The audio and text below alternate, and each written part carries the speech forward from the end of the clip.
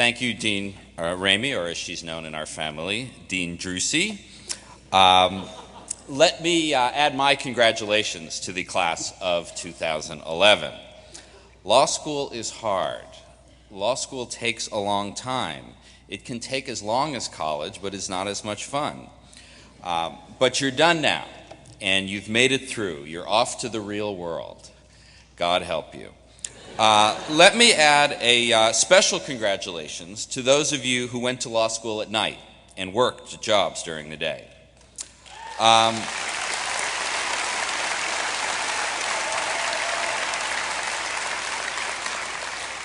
What you did was difficult, and I salute you for making it through. I was a full-time law student, and that was hard enough. But to graduate from law school while working full-time, and I know for many of you, going to law school, working at a job, and also maintaining a family life is really extraordinary. So congratulations again.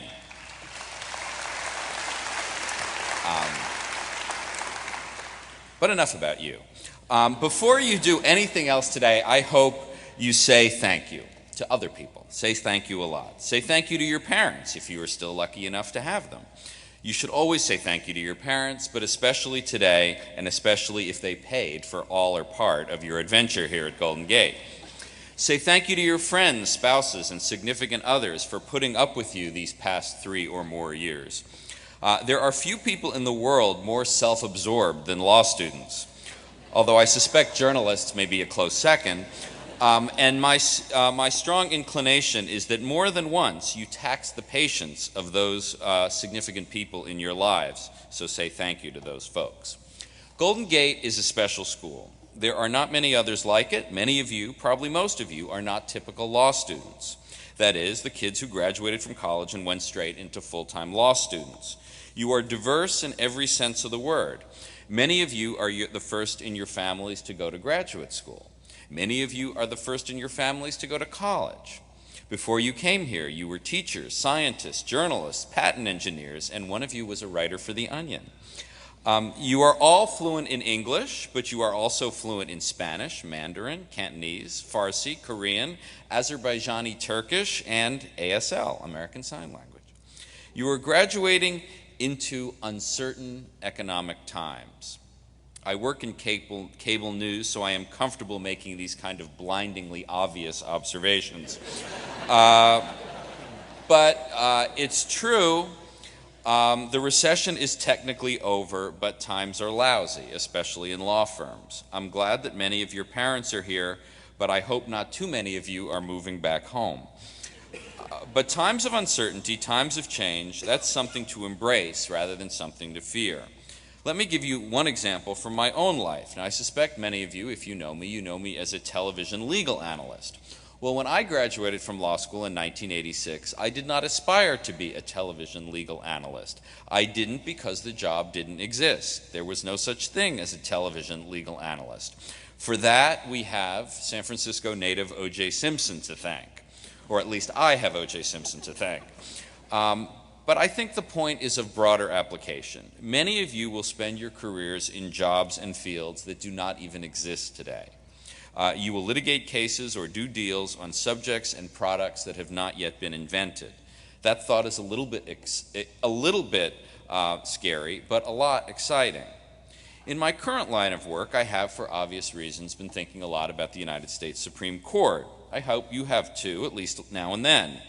Things have actually gotten a little strange for me in this area recently, and I'll tell you why. Because I get asked a question fairly often, which is, who's your favorite justice? Now, I always have had one answer to that, and that answer was David Souter. David Souter was my favorite justice because he was just so strange. He was a guy who didn't have a computer, who didn't have a cell phone, who ate an apple, including the core, and yogurt for lunch every day. He didn't like electric light. He used to move his chair around his chambers over the course of the day to catch the sunlight. But he also he had a wry wit that you could sometimes miss. And one of the things about the Supreme Court that is interesting and kind of peculiar is that the justices are at once public figures, but private figures as well. People sort of know who they are, but not really. For reasons that remain obscure, for example, David Souter and Stephen Breyer of Lowell High School are frequently mistaken for each other. Now, if you know what they look like, they don't look anything alike, but it happens to both of them. And one time, not too long ago, as Justice Souter was driving from Washington to his home in New Hampshire, he stopped in a little restaurant to get something to eat. And a couple came up to him. The guy recognized him. He said, "I know you. You're on the Supreme Court, right?" He said, "Yes." He says, "You're Stephen Breyer, right?" And Souter didn't want to embarrass him in front of his wife, so he said, "Yes, I'm Stephen Breyer." He chatted for a little while, but then he asked a question that Souter wasn't ready for. The guy said, "So Justice Breyer, what's the best thing about being on the Supreme Court?" He thought for a minute and he said, "I'd have to say it's the privilege of serving with David Souter." Now, how can you not love a guy like that? But he's gone now, and you know, when I arrived in law school in the fall of 1984, like I'm sure when many of you arrived in law school 3 or more years ago, I joined a first-year study group, as I'm sure you did, and the 3 other people in my study group were Tony Herman, Gail Horowitz, and Elena Kagan. So life takes strange turns. You know, who would have thought all those years ago, as we struggled to understand torts, contracts, property, and the like, that one of us would grow up to cover the Michael Jackson case? It's really kind of a moving thing, and that I hope you have a similar experience. The court is really now at a crucial moment in its history. And when I suggested the people for you to thank today, I left out one important group. You should say thank you to everyone here at Golden Gate, the faculty, the staff, everyone who worked so hard for you to come to this day. Now, those of you who have been through law school tend to talk about it the same way. We tend to talk about the friends we've made, we talk about our extracurriculars, we talk about our internships, but in thinking back, I think there is one thing we often neglect when we talk about law school, and that's our classes, the academic experience. Speaking just for myself, I love the academic experience of law school. The richest educational experience of my life was absorbing torts and con law and local government law at the feet of wonderful teachers. And because you had great teachers, I think you have a special responsibility. Golden Gate has a great tradition of graduates who do public service. Your fellow alums include many prosecutors, public defenders, and lawyers who represent ordinary people.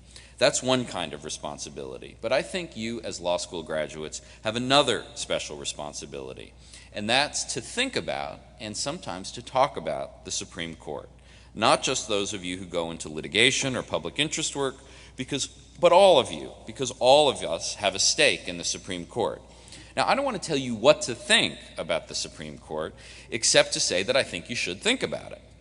You, as new lawyers, have a special responsibility to serve as a kind of truth squad for what's going on. If the past is any indication, you will be leaders in your community. People will look to you for help in understanding what's going on. For example, there's a lot of talk today about the subject of judicial activism. Well, what is judicial activism? Well, a former law professor at the University of Chicago named Barack Obama gave a pretty good definition the other day. He said an activist judge was somebody who ignored the will of Congress, ignored democratic processes, and tried to impose judicial solutions on problems instead of letting the process work itself through politically. This is an accusation that has usually been made against liberals, and with some justification. Roe v. Wade was an activist decision. It said that state legislators, the people's representatives, could no longer pass laws which banned abortion. Miranda versus Arizona is an activist decision. It said that all criminal suspects had to be advised of their rights, despite what local police departments might have wanted. Indeed, judicial activism has long largely been thought of as a liberal thing. It's what liberals do on the Supreme Court, right? Well, not so fast. What we're seeing on the court now is conservative judicial activism. Local elected officials in Seattle and Louisville created a complex and nuanced strategy to achieve racial diversity in their schools. But in 2007, in a decision written by Chief Justice Roberts, the court overturned those plans. The elected city council in the District of Columbia passed a strict gun control law. and likewise the City Council of Chicago. But in 2008 and 2010, in decisions by Antonin Scalia and Samuel Alito, the court vetoed those laws. Most notoriously, Congress passed the McCain-Feingold campaign finance bill, which President Bush signed into law. Last year, in a decision by Anthony Kennedy, the court eviscerated that legislation and decreed that corporations have the right to spend unlimited funds to elect the candidates of their choice. That's the Citizens United case. It's all judicial activism. It's conservative judicial activism. Now consider another concept in law, states' rights or federalism. That idea is very much associated with conservatives. During the 60s, states' rights was the cry of people in the South who didn't want to follow the federal government's demands for civil rights for African Americans. During the 80s, the great conservative Chief Justice William Rehnquist was a great advocate of states' rights to fight back against what he thought was Washington's heavy hand. But again, federalism is not necessarily conservative. Blue states fight back against the federal government too. As I suspect I don't have to tell anyone in this crowd, California has made medical marijuana legal against the will of Washington. Several states have liberalized laws regarding assisted suicide. The struggle for same-sex marriage has mostly been waged at the state level. All liberal causes. Don't let anyone say that federalism is always conservative or always liberal. It's the same thing with free speech. This used to be a liberal cause exclusively. The great Holmes and Brandeis dissents around the turn of the last century were all about the rights of the politically unpopular, the outsiders who were being punished for what they believed. But that too has changed in recent years. Freedom of speech is not only a liberal cause. Many feminists believe that regulating pornography is a matter of women's rights as well as free speech. The right to protest outside an abortion clinic, is that a liberal or conservative cause? And look at Citizens United itself. This is a case where the court embraced the right to free speech of corporations. Again, the categories are scrambled. Now, I don't want to tell you what to think about judicial activism, about federalism, or free speech, but I think you should think about them. The oldest cliche about law school happens to be true.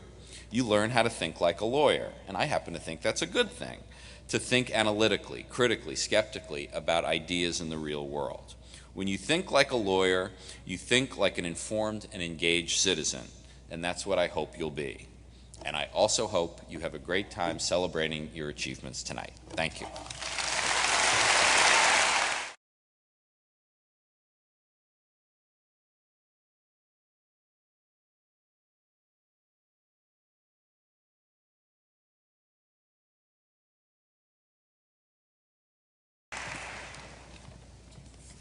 I'm having a hard time taking myself seriously in this hat.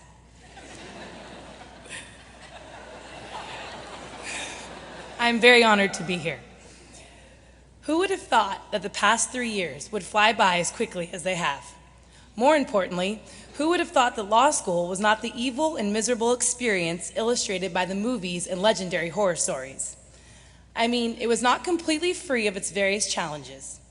But for the most part, Golden Gate University has taught us all that is necessary to think like lawyers, while allowing us to foster relationships and keep our social skills intact. Not only are we leaving this university with a law degree, we are walking away with fortified friendships and a group of colleagues who have molded us into the professionals that we will continue to grow to be. We also know that we would not be sitting here today without some very important people in our lives. So an enormous and well-deserved thank you goes out to all of those vital people. To our friends and family who survived 3 years of unreturned phone calls, missed birthdays, missed weddings, and incessant law talk during the meals and conversations we actually did get to share with you. To our parents, some who may have footed the entire bill, others who may have footed the bill when the loan money ran out and we were living off of canned foods and anything else we could find in the cupboards, and many who were undoubtedly on the other end of countless phone calls that started with monstrous fears and possibly some tears, and then ended in you having restored our confidence and determination to get through those finals. Your support and love are immeasurable, as is our indebtedness and gratitude. To our beloved professors and members of the administration, who truly have invested in our futures even more so than the dollar signs on our tuition checks show. The support you provided and the confidence you showed in our ability to succeed are the fundamental reasons for our accomplishments at this university. It is you who have, some might say, ruined us forever by teaching us the invaluable thought process of thinking like lawyers, and your words of wisdom and encouragement we will carry with us always. Most importantly, we recognize one another. Together, we did this. We sit here today, perhaps a little bruised and battered, sleep-deprived, and emotionally exhausted, but infinitely more intelligent and surely not afraid to take on this new adventure. It is no secret that the state of the struggling economy and the legal landscape specifically have not exactly provided our class with the abundance of opportunities that the pursuit of a law degree once offered. However, looking back on all that we have learned during this process and the relationships that we have built, I am sure I speak for all when I say that we would not trade this law degree for anything in the world. Our class has shown an unfettered determination and the fact that we will continue to achieve remarkable success. Sitting before you today are future U.S. attorneys and district attorneys, numerous public interest attorneys who will continue to devote their entire lives to the needs of others, various private sector attorneys who will continue to pursue their passion for the law, defense attorneys determined to uphold the backbone of the justice system, and tax attorneys and estate planners who will be absolutely imperative to those of us who have no desire to do our own taxes or draft our own wills. To each of you I say, continue to defy the odds, and may prosperity fall upon you in every aspect of your life.